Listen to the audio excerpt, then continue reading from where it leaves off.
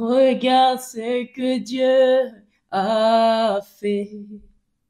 Est-ce que tu vois ce que Dieu a fait? C'est pourquoi j'ai prié, c'est accompli. Est-ce que tu vois ce que Dieu a fait?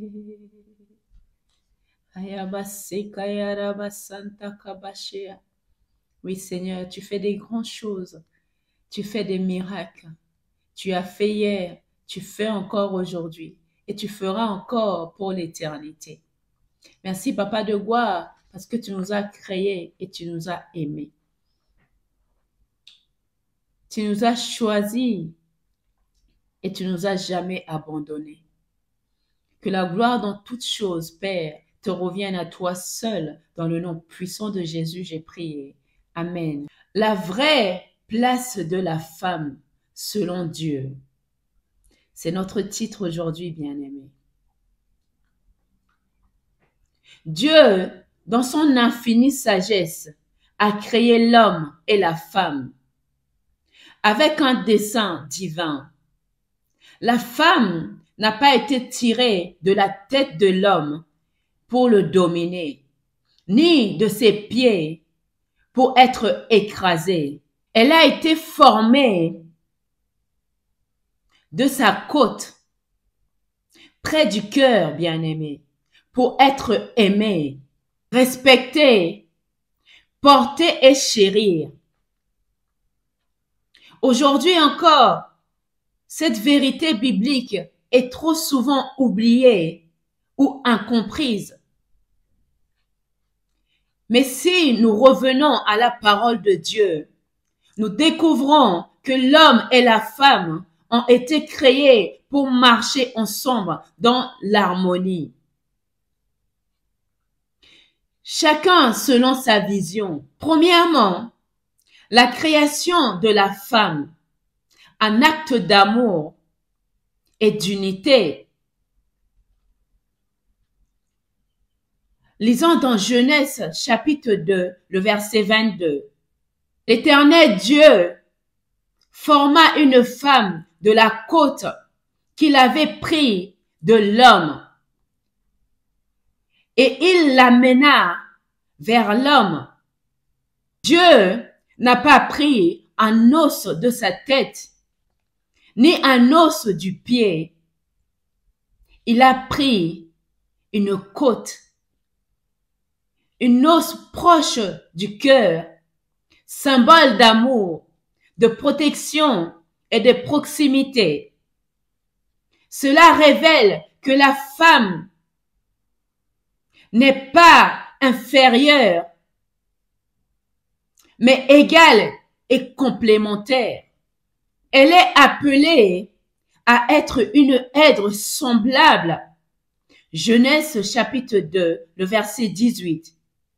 Ce qui signifie une partenaire de valeur, capable de soutenir, d'encourager et de contribuer pleinement à l'œuvre de Dieu aux côtés de l'homme.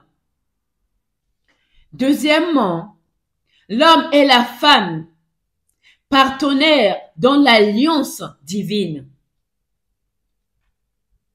Lisons dans Galates chapitre 3, le verset 28. Il n'y a plus ni homme ni femme, car tous vous êtes un en Jésus-Christ. En Christ bien-aimé, la différence de rôle ne signifie pas une différence de valeur. L'homme et la femme sont égaux en dignité devant Dieu. Le plan de Dieu ne vise pas à établir une hiérarchie de domination, mais une coopération divine dans l'amour. Lisons dans Éphésiens chapitre 5, le verset 25. Marie, aimez vos femmes comme Christ a aimé l'Église et s'était livré lui-même pour elle. Ce verset, bien-aimé, ne parle pas d'abus d'autorité ni de contrôle, mais de sacrifice, d'amour profond et de respect. L'homme est appelé à aimer la femme comme Christ a aimé l'Église, c'est-à-dire en donnant tout pour elle, en la soutenant et en la valorisant. Lisons dans Proverbes, chapitre 18, le verset 22. Celui qui trouve une femme trouve le bonheur. C'est une grâce qui obtient de l'Éternel. La femme est une bénédiction. Elle est une richesse, une grâce, une source de joie et d'équilibre dans la vie de l'homme. Elle n'est pas un fardeau, encore moins une servante. Elle est un cadeau de Dieu. Lisons dans Proverbes, chapitre 12, le verset 4. Une femme vertueuse est la couronne de son mari. Une femme de valeur est une bénédiction pour son foyer, une lumière dans son entourage, une source de paix et de stabilité. Pour finir, bien-aimé, homme, saisis ta mission.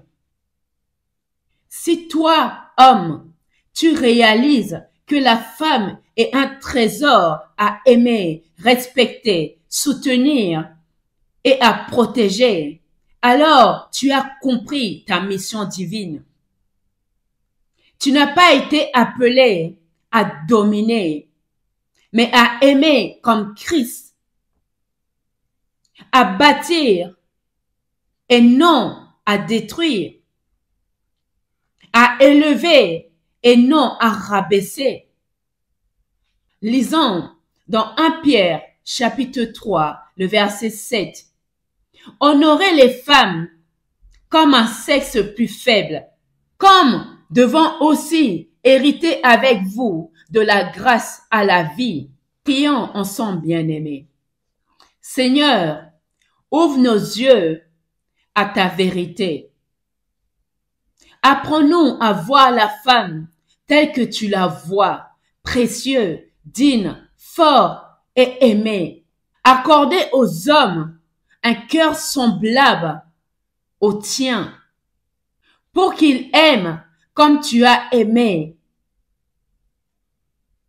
Restaure les couples, les familles, les relations brisées. Que ton plan divin soit honoré dans nos vies. Dans le nom puissant de Jésus, nous avons prié. Amen. Bien-aimés, il est temps de refléter Jésus-Christ. Le temps est court, bien-aimés. Jésus revient bientôt. Alors, marchons selon la vérité qui est la parole de Dieu. Et non pas selon les pensées des hommes, non pas selon ce que veut l'homme, mais ce que veut Dieu, selon la volonté de Dieu. Et la volonté de Dieu, bien-aimé, c'est que nous mettons en pratique sa parole qui est la vérité, sa parole qui nous conduit à la vie.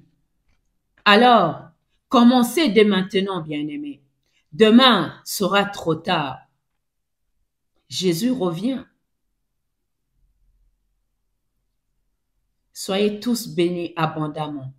Merci de m'avoir écouté. Merci d'aimer et partager la vidéo. Abonnez-vous si ce n'est pas encore fait et à très vite.